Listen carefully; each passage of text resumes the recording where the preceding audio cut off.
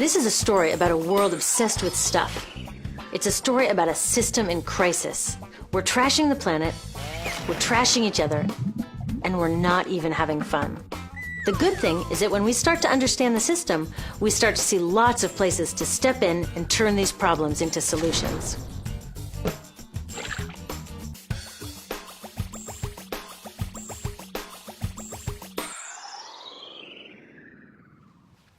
One of the problems with trying to use less stuff is that sometimes we feel like we really need it. What if you live in a city like, say, Cleveland, and you want a glass of water? Are you going to take your chances and get it from the city tap? Or should you reach for a bottle of water that comes from the pristine rainforest of Fiji? Well, Fiji brand water thought the answer to this question was obvious, so they built a whole ad campaign around it. It turned out to be one of the dumbest moves in advertising history. You see, the city of Cleveland didn't like being the butt of Fiji's jokes, so they did some tests, and guess what?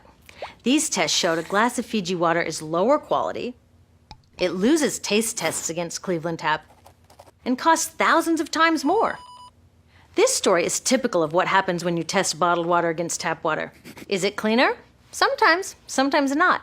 In many ways, bottled water is less regulated than tap. Is it tastier? In taste tests across the country, people consistently choose tap over bottled water. These bottled water companies say they're just meeting consumer demand. But who would demand a less sustainable, less tasty, way more expensive product, especially one you can get for almost free in your kitchen? Bottled water costs about 2,000 times more than tap water. Can you imagine paying 2,000 times the price of anything else? How about a $10,000 sandwich? Yet people in the US buy more than 500 million bottles of water every week. That is enough to circle the globe more than 5 times. How did this come to be? Well, it all goes back to how our materials economy works, and one of its key drivers, which is known as manufactured demand. If companies want to keep growing, they have to keep selling more and more stuff. In the 1970s, giant soft drink companies got worried as they saw their growth projections starting to level off. There's only so much soda a person can drink. Plus, it wouldn't be long before people began realizing that soda is not that healthy and turned back to, gasp, drinking tap water. Well, the companies found their next big idea in a silly designer product that most people laughed off as a passing yuppie fad.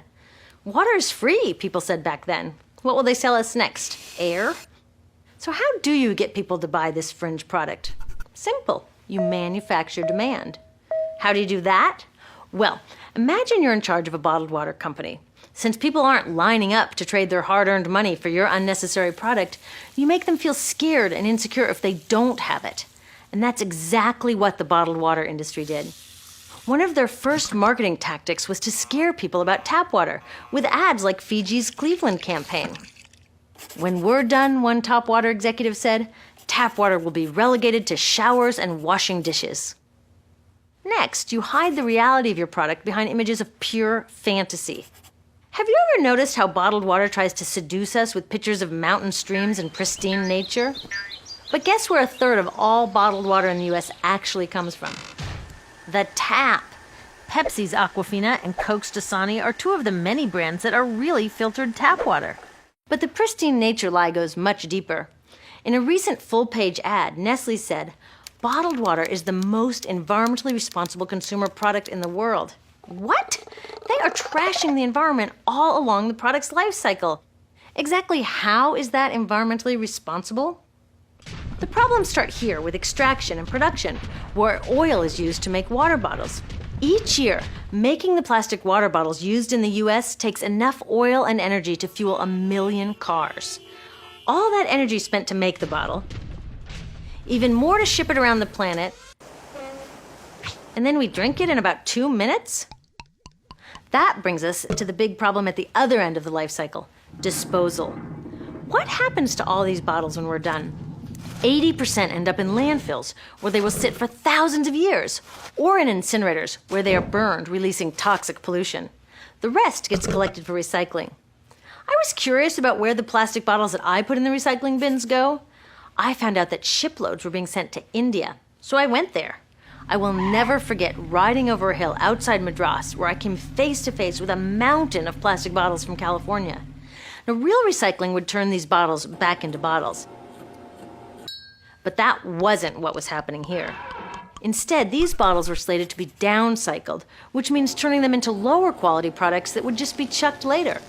The parts that couldn't be downcycled were thrown away there, shipped all the way to India just to be dumped in someone else's backyard. If bottled water companies want to use mountains on their labels, it would be more accurate to show one of these mountains of plastic waste. Scaring us, seducing us, and misleading us. These strategies are all core parts of manufacturing demand. Once they've manufactured all this demand, creating a new multi-billion-dollar market, they defend it by beating out the competition. But in this case, the competition is our basic human right to clean, safe drinking water. Pepsi's vice chairman publicly said, the biggest enemy is tap water.